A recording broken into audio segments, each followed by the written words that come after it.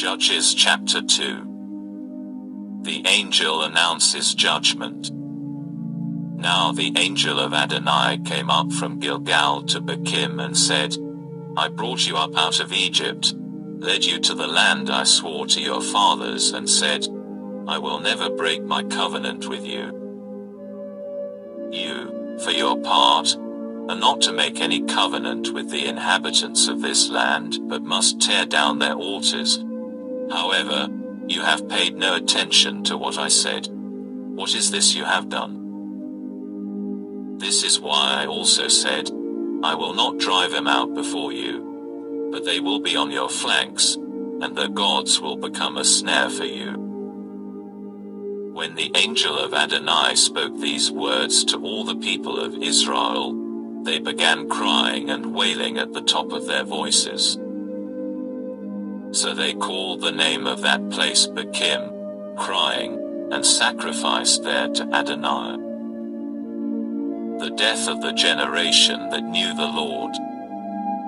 When Yehoshua had sent the people away, the people of Israel had gone each one to his assigned property in order to take possession of the land.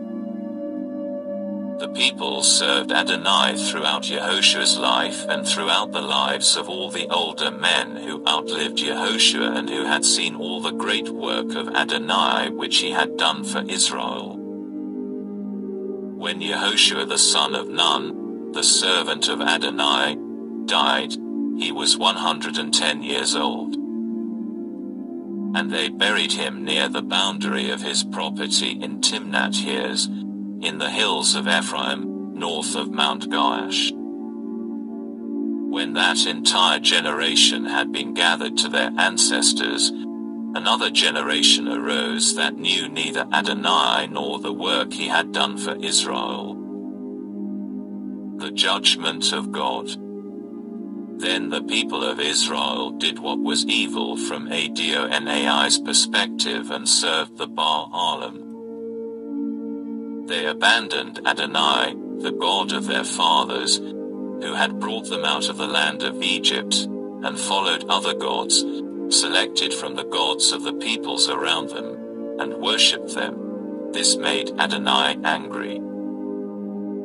They abandoned Adonai and served Baal and the Ashtaroth. The anger of Adonai blazed against Israel, and he handed them over to pillagers, who plundered them, and to their enemies around them, so that they could no longer resist their enemies. Whenever they launched an attack, the power of Adonai was against them, so that things turned out badly, just as Adonai had said would happen and had sworn to them. They were in dire distress. But then Adonai raised up judges, who rescued them from the power of those who were plundering them. Yet they did not pay attention to their judges, but made whores of themselves to other gods and worshipped them. They quickly turned away from the path on which their ancestors had walked, the way of obeying Adonai's mitzvot. They failed to do this. When Adonai raised up judges for them, Adonai was with the judge and delivered them from the hands of their enemies throughout the lifetime of the judge. For Adonai was moved to pity by their groaning under those oppressing and crushing them.